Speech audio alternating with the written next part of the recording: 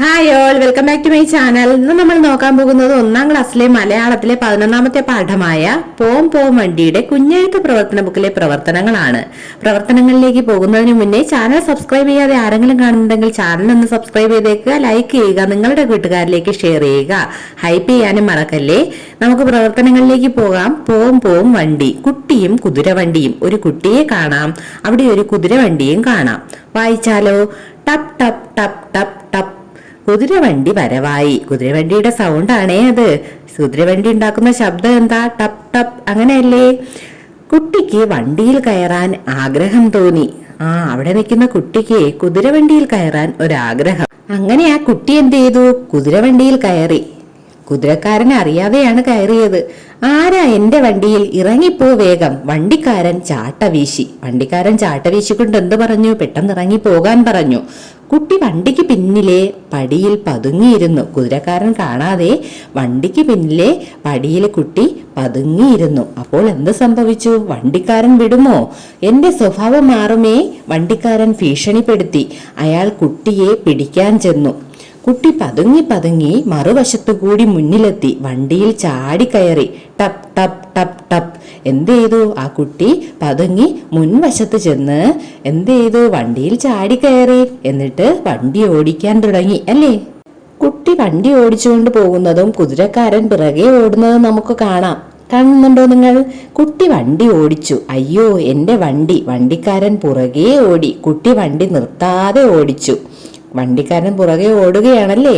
കുട്ടി ഓടിച്ചെവിടെ എത്തി? തിരികെ എത്തി. കുട്ടി തിരികെ എത്തി. വണ്ടിക്കാരനോട് കുട്ടി പറഞ്ഞു. വണ്ടി ഓടിച്ച് തിരികെ എത്തിയ കുട്ടിയും നമ്മുടെ കുതിരവണ്ടിക്കാരനും തമ്മിൽ എന്തായിരിക്കും സംസാരിച്ചിട്ടുണ്ടാവുക?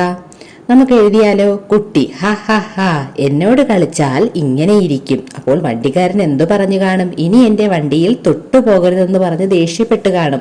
കുതിര സാരമില്ല, വണ്ടി തിരികെ കിട്ടിയല്ലോ, നമുക്ക് പോകാം എന്ന് കുതിര പറഞ്ഞു. നിങ്ങൾക്ക് ചിത്രം കണ്ടിട്ട് എന്തെഴുതാനാണോ തോന്നുന്നത് അതവിടെ എഴുതി കൊടുക്കാവുന്നതാണ്. എങ്കിൽ നമുക്ക് അടുത്ത പേജിലേക്ക് പോയാലോ? ഉപയോഗങ്ങൾ എന്തൊക്കെ? ആദ്യം ഒരു ചിത്രം കൊടുത്തിരിക്കുന്നത് നോക്കൂ. ട്രാക്ടറിൻ്റെതാണ്. അവിടെ എഴുതിയിട്ടുണ്ട് നിലം ഉഴുതുമറിക്കാൻ ഉപയോഗിക്കുന്നു. അടുത്ത് ആംബുലൻസ് ആണ് തന്നിരിക്കുന്നത്. അപ്പോൾ അതിന്റെ ഉപയോഗം നമ്മൾ എഴുതണം. അപകടത്തിൽപ്പെട്ടവരെയോ രോഗികളെയോ ആശുപത്രിയിൽ എത്തിക്കാൻ ഉപയോഗിക്കുന്നു. അടുത്തത് എന്താണ്? ഫയർ എഞ്ചിനാണ്. അപ്പൊ തീപിടുത്തം അണയ്ക്കാനും അപകടത്തിൽപ്പെട്ടവരെ രക്ഷിക്കാനും ഉപയോഗിക്കുന്നു. തീ അണയ്ക്കാനാണല്ലോ ഫയർ എഞ്ചിൻ ഉപയോഗിക്കുന്നത്. അപ്പോൾ അതവിടെ എഴുതി കൊടുക്കണം. അടുത്ത് മേനി പറയാം എന്ന് പറയുന്നുണ്ട്. അവരവരുടെ മേന്മകൾ പറയണം. ആരാണ് മേനി പറയുന്നത്? ആദ്യം ഹെലികോപ്റ്റർ ആണ്. ഹെലികോപ്റ്റർ എന്താണ് പറയുന്നത്? ഞാൻ ഹെലികോപ്റ്റർ, എനിക്ക് മാത്രമേ ആകാശത്തു കൂടി ഫാൻ ഇട്ട് പറക്കാൻ സാധിക്കൂ. എൻ്റെ കൂടെ യാത്ര ചെയ്യുന്നവർക്ക് ധാരാളം കാഴ്ചകൾ കാണാം. അതാണ് ഹെലികോപ്റ്റർ പറയുന്നത്. അപ്പോൾ ഓട്ടോറിക്ഷ എന്ത് പറയുന്നു എന്ന് നോക്കാം. ഞാൻ ഓട്ടോറിക്ഷ, എനിക്ക് 3 ചക്രങ്ങളുണ്ട്, കരയിലൂടെ 3 ചക്രത്തിൽ ഓടി ആളുകളെ കയറ്റുന്ന ഒരേ ഒരു വണ്ടി ഞാനാ.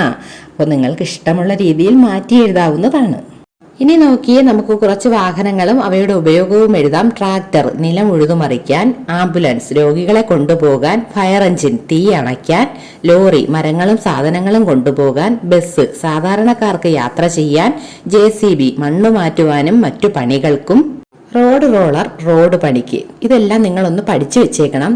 പരീക്ഷയ്ക്ക് ഇതെല്ലാം പഠിക്കേണ്ടതായിട്ടുണ്ട്. അടുത്തു നോക്കിയേ, ബസ് കളി. സംഘം ചേർന്ന് വണ്ടി കളിച്ചാലോ? അപ്പൊ നിങ്ങളും നിങ്ങളുടെ കൂട്ടുകാരുമൊത്ത് വണ്ടി കളിക്കണം. എങ്ങനെയാണ്?